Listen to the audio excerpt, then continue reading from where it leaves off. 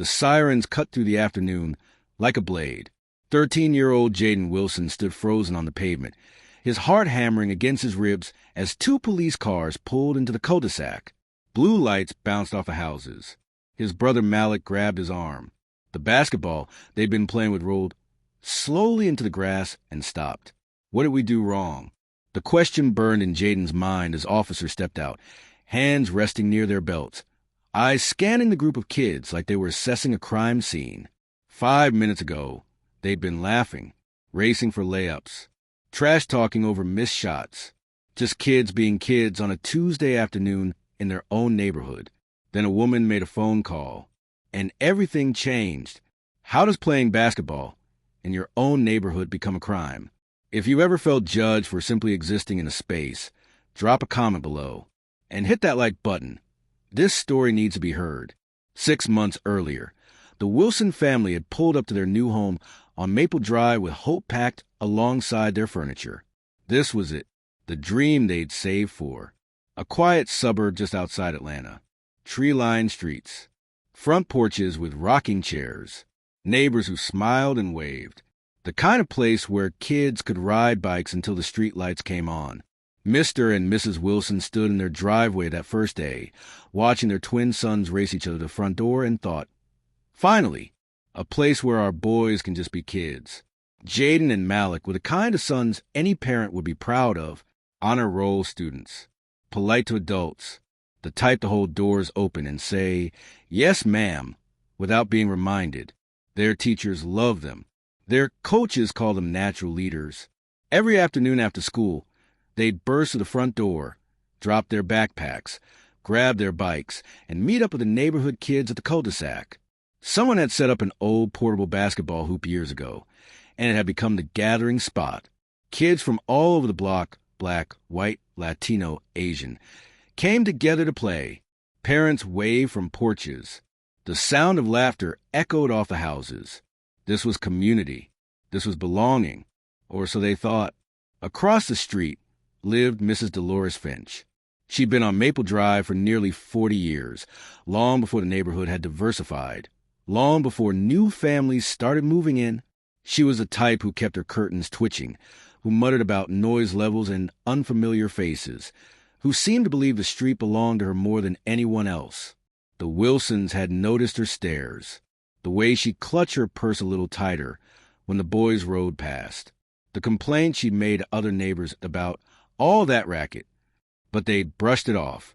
Every neighborhood has one, right? They didn't know that on a warm Tuesday afternoon, everything would change. Malik went up for a layup, tongue out in concentration, and sank it clean through the net. That's game, he shouted, pumping his fist. Jaden laughed, shaking his head. You traveled, bro. That doesn't count. Did not. Did too.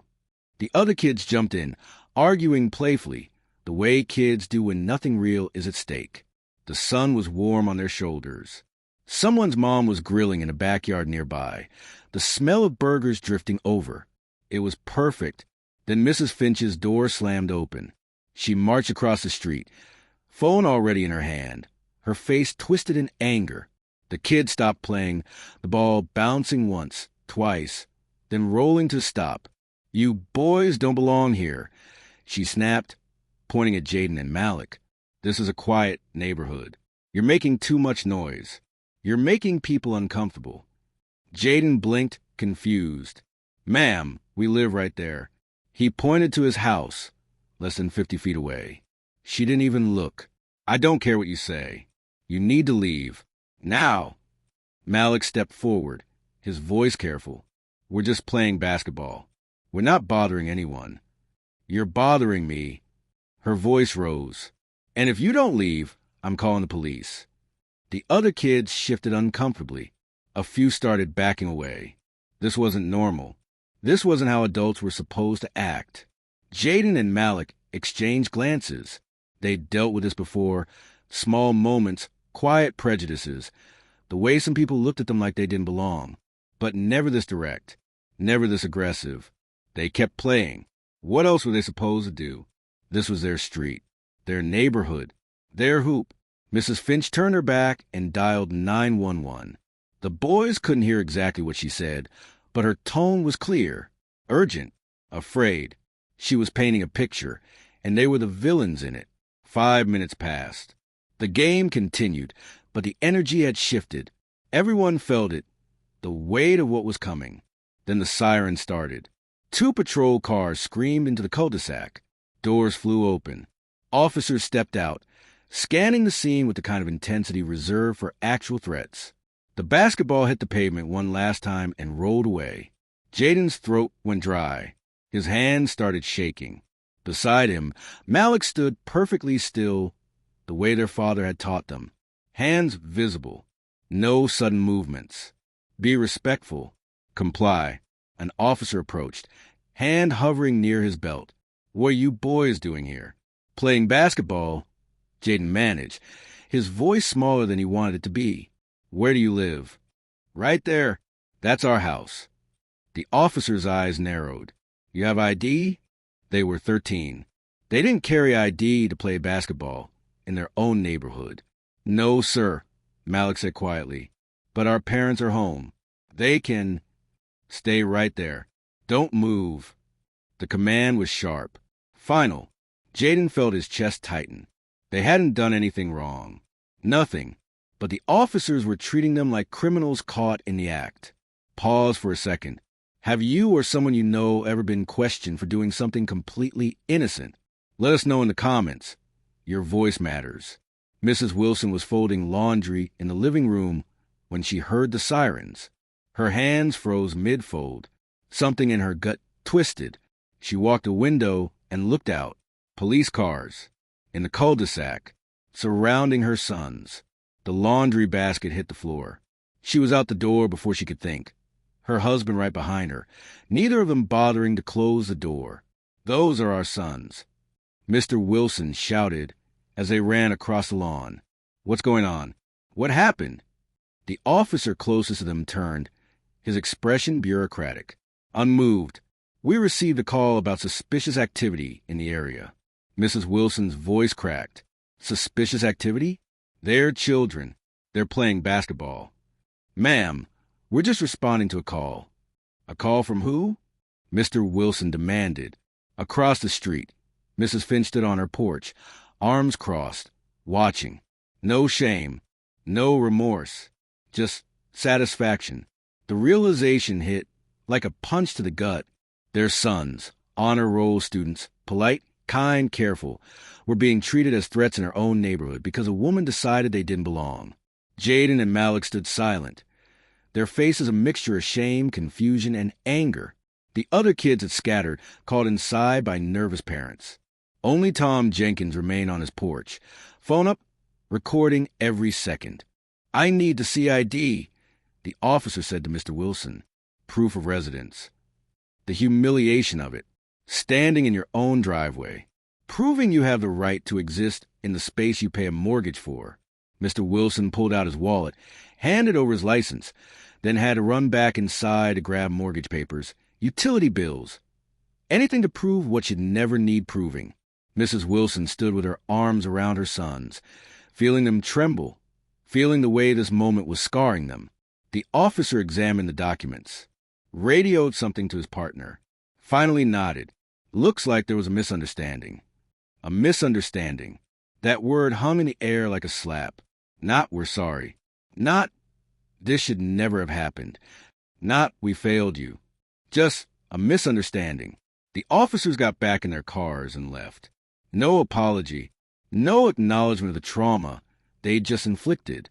The Wilsons stood in their driveway. Home, but not safe. That night, Jaden couldn't sleep. He came into his parents' room at midnight, his voice small. Dad, did we do something wrong? Mr. Wilson pulled his son close, his heart breaking. How do you explain to your child that the world sees him as dangerous before it sees him as a boy? How do you tell him that his skin makes some people afraid, no matter how kind he is, no matter how good? How do you explain that sometimes, in America, innocence is enough? Tom Jenkins didn't sleep that night either. He sat at his computer, watching the video he'd recorded, his hands shaking with anger. This was wrong. This was so deeply, fundamentally wrong. He uploaded it to Twitter at 11 p.m. with a simple caption. "This is what happened on Maple Drive today. This is unacceptable." By 2 a.m., it had 10,000 views. By sunrise, 500,000. The video spread like wildfire, retweeted, shared, embedded in news articles. Comments flooded in by the thousands. "This breaks my heart. I've been that kid. Where's the accountability? How many times does this have to happen?" Local news picked it up first, then regional, then national. By that afternoon, news crews lined Maple Drive, reporters knocking on doors, cameras pointed at the cul-de-sac where it all went down. Mrs. Finch refused to comment, closed her blinds, turned off her porch light, disappeared into her house like she could hide from what she'd done. Other neighbors started speaking up. Some defended the Wilsons immediately. "They're wonderful people. This never should have happened." Others stayed silent, their silence speaking volumes about where they stood. Community members mobilized fast. A rally was organized. A petition demanding policy changes gathered 15,000 signatures in 3 days. The police department issued a statement. Officers responded to a call and followed standard protocol. "We are reviewing the incident." But protocol was a problem. Protocol that treated a woman's bias as legitimate concern. Protocol that sent armed officers to confront children playing basketball. Protocol that demanded black boys prove they belonged in their own neighborhood. The Wilsons filed a formal complaint, not just against Mrs. Finch, but against the system that validated her fear, that weaponized law enforcement against innocence. Mrs. Wilson gave an interview that aired on the evening news, her voice steady despite the pain in her eyes. "My sons weren't doing anything wrong. But in America, that doesn't always matter. We teach them to be respectful, to work hard, to follow every rule. And it still wasn't enough to keep them safe. That has to change." Her words echoed across the country. If this story is hitting home, please share this video. The algorithm needs to push stories like this, not bury them. Hit that share button now. A week later, the rec center was packed. The community meeting had been called with 48 hours' notice, but nearly 200 people showed up. The tension in the room was thick enough to cut. Neighbors who'd been friendly on the surface now had to choose sides in public. The comfortable politeness that had defined Maple Drive was being ripped away, exposing everything underneath. An older white man stood up first. "Look, I feel bad about what happened, but Mrs. Finch is just an old woman. She was scared. We can't crucify her for that." A black woman in the back row stood immediately. "Scared of what? Children playing basketball? Let's be honest about what this is." The room erupted, voices overlapping. Some defensive, some angry, some finally saying what they thought for years but never voiced. Tom Jenkins took the microphone, his voice cutting through the chaos. "I've lived here 15 years. I've seen white kids play in that cul-de-sac 100 times. Louder, later, rougher. Nobody ever called the cops. Not once. So let's stop pretending this is about noise." The silence that followed was deafening. A young mother stood, her voice shaking. "I'm a teacher. I teach my black sons to keep their hands where people can see them, to say yes, sir, and no, ma'am. To never, ever raise their voices, even when they're right. To be twice as good just to be seen as half as worthy. And after everything that happened to the Wilsons, I still don't know if that's enough to keep them safe." Her words landed like stones in still water, the ripples spreading across the room. People started sharing their own stories. The microaggressions, the assumptions, the times they've been followed in stores, questioned in their own neighborhoods, treated as suspects before humans. Mrs. Finch wasn't there. Hadn't left her house since the video went viral. No apology, no acknowledgement of the harm she'd caused. But something shifted anyway. The neighborhood was being forced to look in the mirror, and what they saw was uncomfortable. Good intentions weren't enough. Not being racist wasn't enough. Silence was complicity. The conversations that followed were messy, painful. Some people left angry. Some left in tears. Some left determined to do better. The police department announced revised protocols for responding to suspicious person calls, requiring dispatchers to ask more questions, requiring officers to assess situations more carefully before approaching with force. It wasn't perfect. It wasn't a complete solution. But it was a start. Diversity and inclusion workshops were organized. Community dialogue scheduled. Real accountability demanded. Change is never comfortable. But it was happening. 6 weeks later, the portable hoop was gone. In its place stood a brand new basketball court, installed with funds donated by community members who wanted to make things right. Permanent. Beautiful. A statement. These kids belong here. Unity Play Days launched that Saturday. Kids from all over the neighborhood showed up, black, white, Asian, Latino, all of them playing together while parents watched from folding chairs, talking, learning, building the bridges that should have existed all along.